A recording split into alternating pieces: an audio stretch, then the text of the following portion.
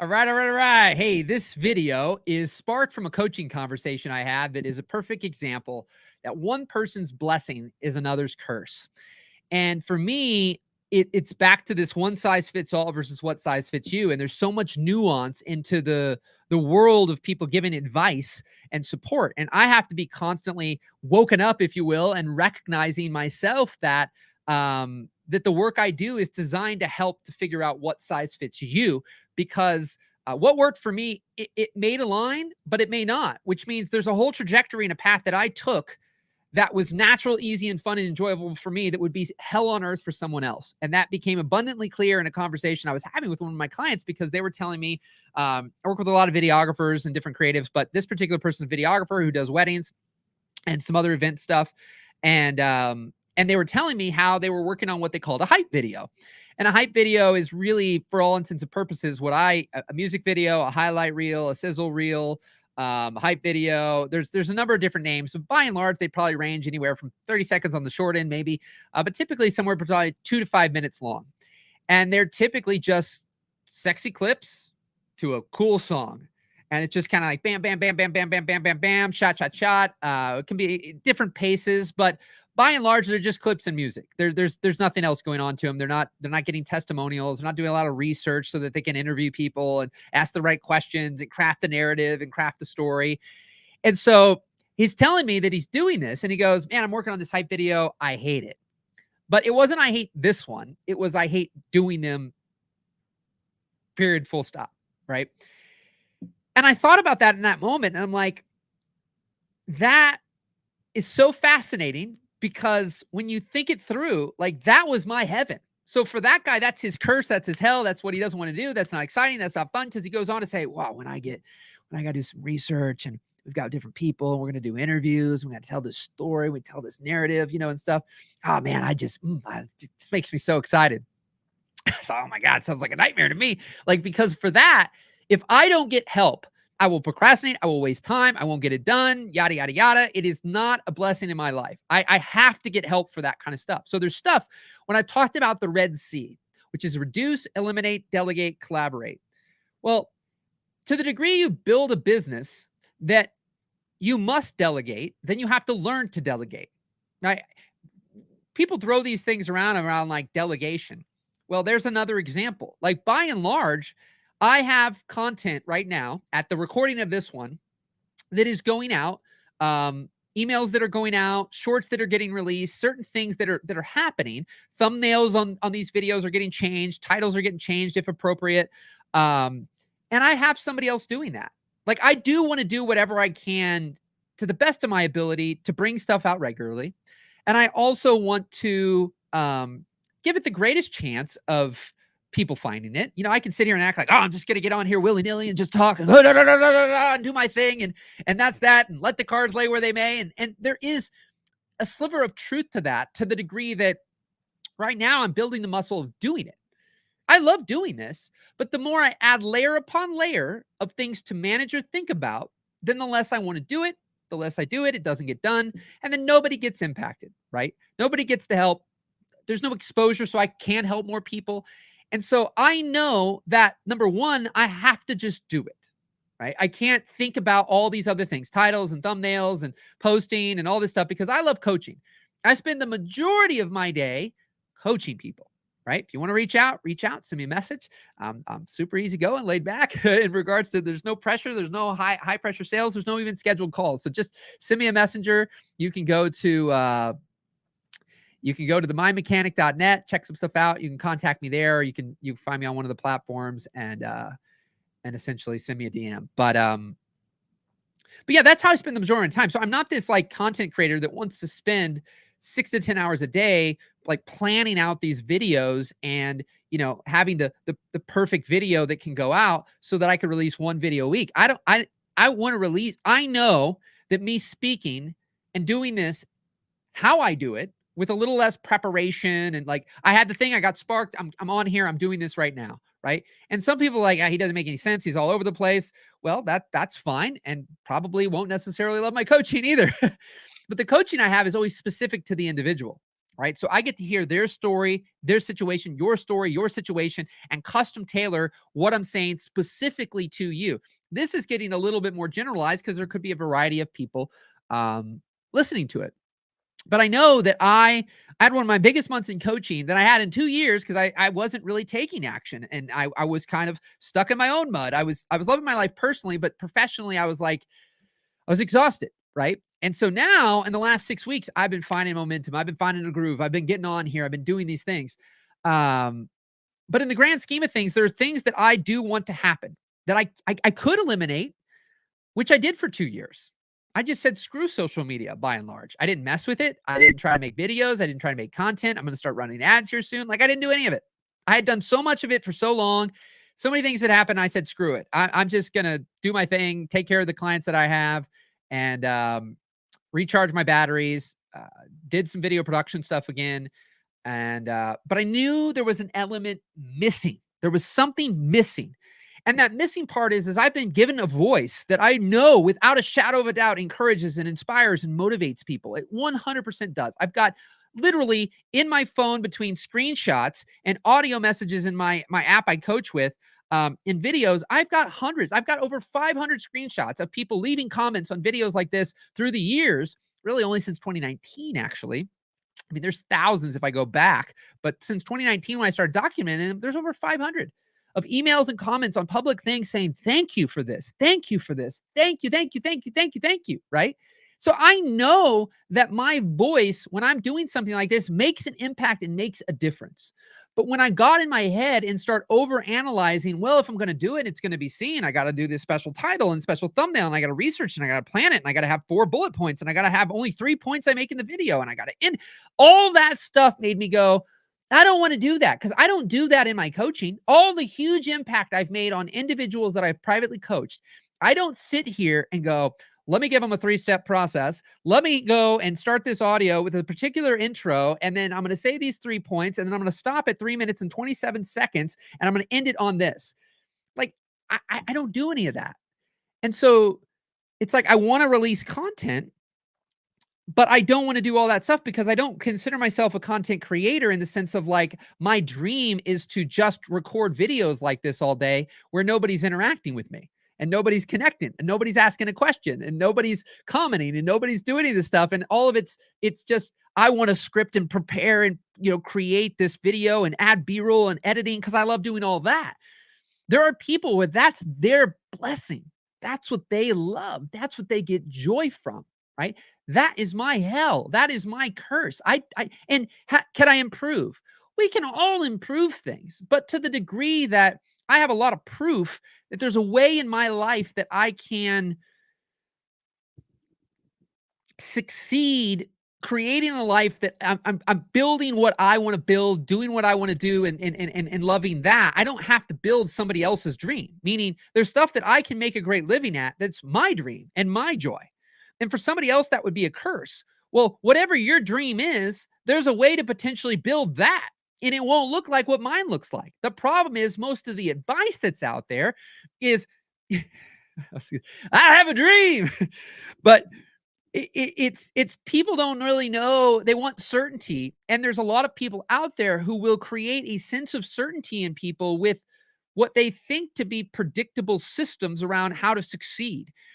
And although there are things in life that are very specific, how to make certain recipes you can follow to make certain kind of desserts or foods and food in general, right? There's lots of things that you can get specific and say, I'm going to go A to Z on how to do this, right? And then there's things that it's literal, do this, this, this, this, and this. There's no playing around with it per se. And then there's the people who still play around with those ingredients and make something else, right? And then you've got like softwares. We can teach the principles of how to edit and how to shoot and how to think about that and what apertures do. And sometimes you could say it's great to learn the rules so you can break the rules, right? And so that's great. But to the degree that somebody can come in and say, I tried all these things, I did all these things, and then I found a way, and then I had all this success. And then the people who decide they want to become teachers and be course creators want to go, I have done this, so if you do this, you will get this. But there's so many nuances in that thing that to assume that somebody can watch a series of training videos and recreate the exact result is low. You don't know where the success and where the person, like what they already know. Like there's too many things to guarantee that. Now, you're going to have people that can take those and learn things and know that ultimately um, they're not going to follow it to a T, but it's positioned in creating expectations in people that they can follow it to a T, or that in 30 days, this is the money you'll make because someone made it. The problem is if it's going to take you 9 months and other people 3 months and other people a year and a half and somebody else 30 days, if the expectation that was set in your mind was 30 days, if it doesn't happen in 30 days, it's like shipping. If you were told 1 to 3 days, well, anywhere between 1 to 3 days, you're happy. But on the 4th, 5th, 6th, 7th, 8th, 9th, 10th, 11th, 12th, etc., you're not happy, right? You're upset. And the longer it takes you to get a hold of somebody, the more upset you're going to be. If they told you it was going to take a month and there was only one place to order from, it's going to take a month, you'd be discouraged, you'd be disappointed, but you'd accept that it's going to take a month. People, could find other alternative ways to have a baby, but if a person truly wants to have a baby and can't have a baby, they can't speed the process up of having the baby. The baby's going to take 8 to 9 months. And if it's anything short of that, then there's probably going to be a problem. Right. And they may want it to go faster, but they can't force it. And so that expectation creates a little bit of relief because this is roughly how long it's going to take. The problem is in business, people don't know how long things are really going to take. So the expectations get created by other people. And then the processes at which we're doing something we don't always love. And if you're building someone else's dream, you're likely to not continue long enough to see the success. And so what I find is that, yes, like, you can build, you might not know what your dream is or what you want to do, but as you're doing things and exploring things, you're going to fall in love more with certain things than other things. You're going to see certain things you can become more naturally inclined to want to do more of than other things. I say lean into that, right? And to the degree that you're designing a business, to me, that you don't want to retire from, that you're going to get the greatest return from, not because you're trying to get out of it or run away from it or not do more of it, but that you want to do at least the majority of it. I find that very few creatives, at least the kind of people who follow me, aren't the kind of people who are going to spend 5 years doing something they hate so they can get to the outcome at the other end, which might be freedom and flexibility and time and money and all these things that the process they're working on is promising them. Very few people that follow me through the years, and I've been at this coaching people to some degree since 2010 was my first official paid person. And I probably at this point had thousands of people that I've had some level of interaction with through the years, and very few of them pursue something that they know from the get-go that there is more that they hate than they love. Now, I'm not saying that the path before someone will be completely and entirely easy, fun, enjoyable, freedom-filled, oh my gosh, it's just so great. I love every minute of this. It's like, no, because somebody poked the other day, and I'll bring this up. This will be possibly a little video point. But so somebody brought up to me the other day that ultimately some of my content can sound a little leprechaun-y, right? It's like, oh, look at the draw. Just do what you love, and you can have a great life, my friend.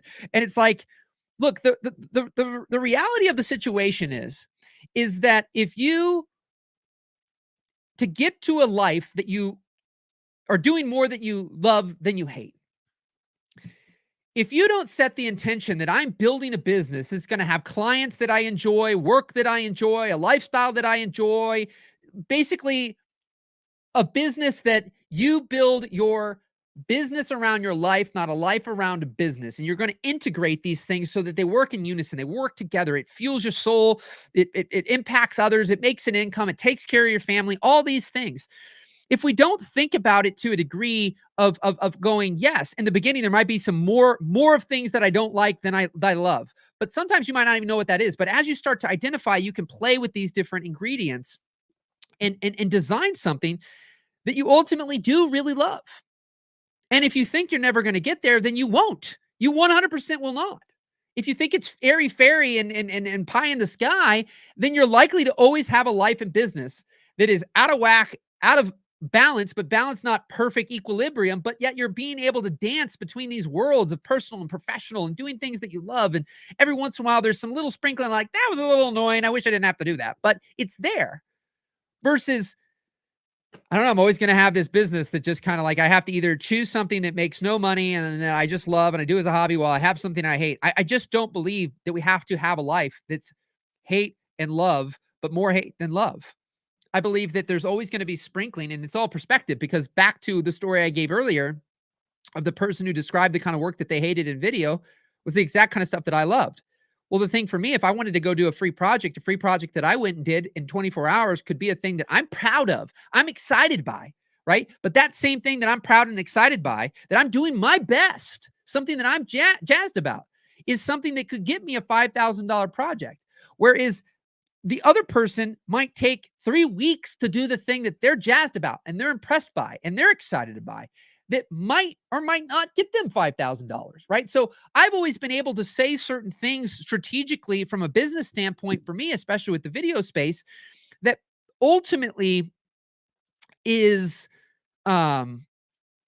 it works for me because of how I'm wired. It's why when I coach people, I'm not telling people to do things like me. I typically stick, if you see these 3 symbols, I stick with the heart and the lightning bolt. It's the invisible, the intangible, the soft skills, the law of attraction, energy, inspiration. It's all the things we can't see. The wrench is the practicality, right? It's the thing I can touch this. I can hold this in my hand. I can hold this notebook in my hand. I can see it, I can touch it, I can feel it, right? The tangible, the physical, the practical, the strategy, right? And I have understanding in that world, but I'm great in the mental game.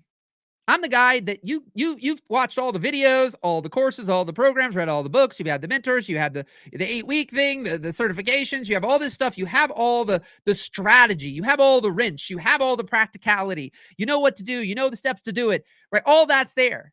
And if it's working for you and you're happy and enjoying life and got a business that makes you money and everything's firing at all cylinders, then you probably don't necessarily need to talk to me too much. But if you're that person that with all that stuff, you're still stuck, you're depressed, you're unhappy, you're not satisfied, you're confused, you're not taking action, right? Then I can help out because I love the emotional side of things, the psychological side of things, because without the two, they have to dance together. If all I do is kumbaya, my lord, kumbaya, and money, money comes to me. If I do absolutely nothing, I don't call anyone, I don't email anyone, I don't message anyone. No one knows that I exist. I just stay in my basement. I just stay in the woods by myself. No one knows who I am. No one interacts with me. No one knows where I am. But $1,000,000 checks appear in my mailbox week after week after week so that I can stay in the woods by myself with no interaction with anyone ever again in my entire life. I will not post on the internet. I will not send emails. I will not have a website. In fact, I will not even have an address to my house, but they will find my mailbox. They will know where it is at, right? Like the reality is, if that is the only thing I do all day, but I don't believe enough that millions of dollars will appear on a regular basis in your mailbox.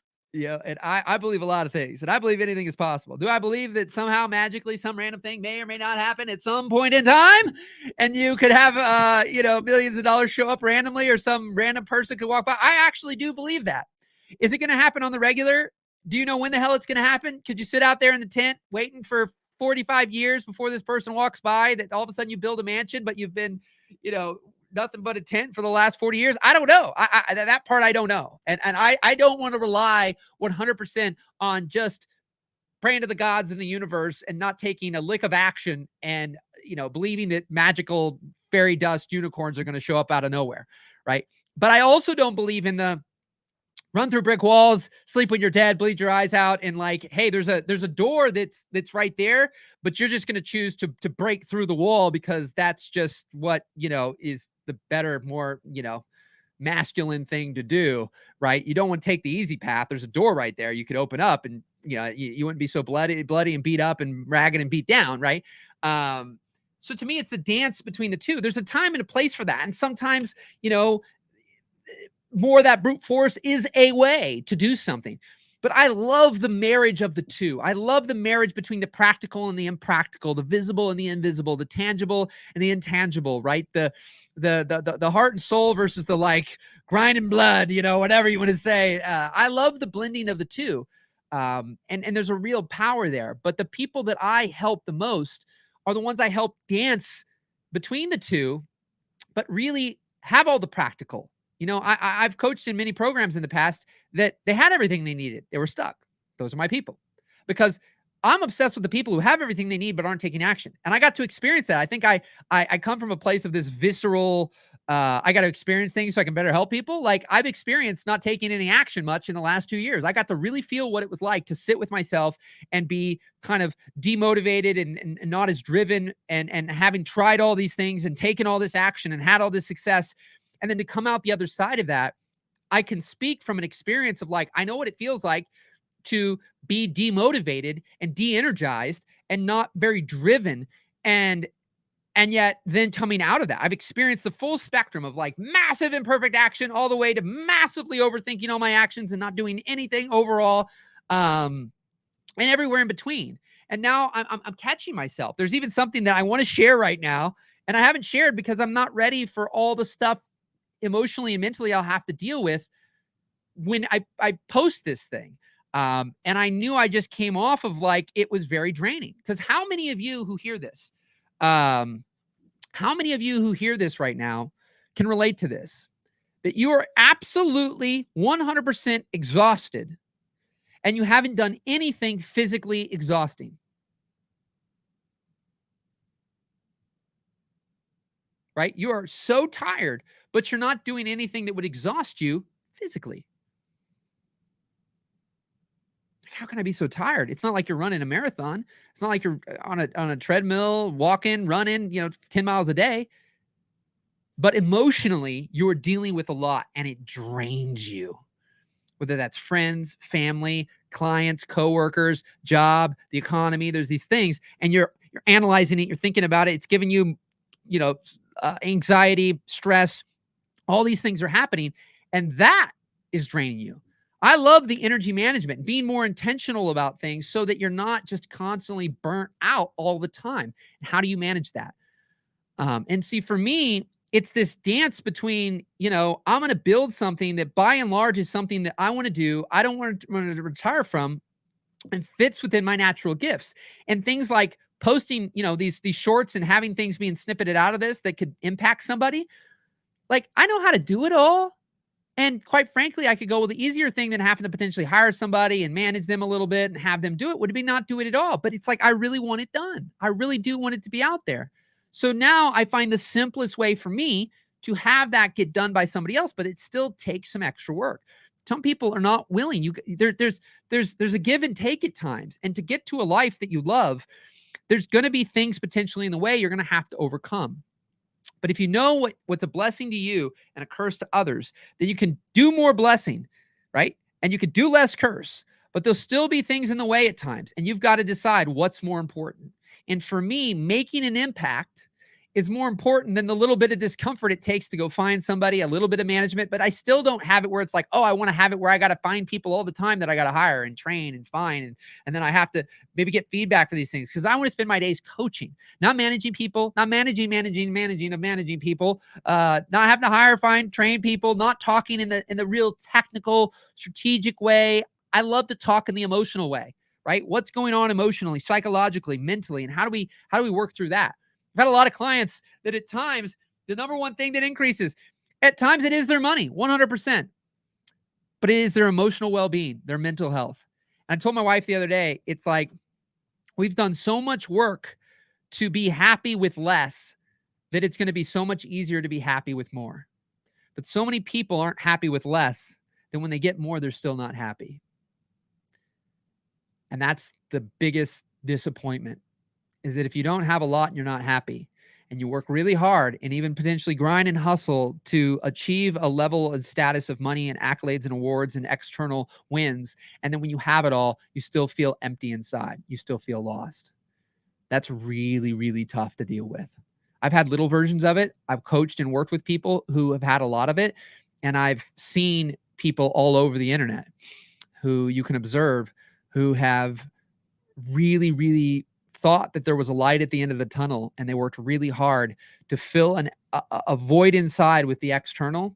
And then when they did it, it was tough, because when you've worked that hard and you didn't get what you wanted out of it, the disappointment is really great. It's really high. And I have found that when expectations get calibrated properly, you can have a lot less disappointment. And that way, and when you're building something you're not trying to retire from, meaning you're not doing a ton of stuff you just hate all day, every day, in hopes that in 5 years you'll achieve X and then you won't hate your life anymore or hate what you're doing. It's the people who just want to keep going because they love what they're doing that tend to be at times the happiest. I have a quote over here and we'll end on this. Things turn out best for those people who make the best of how things turn out. Things turn out the best for the people who make the best of how things turn out.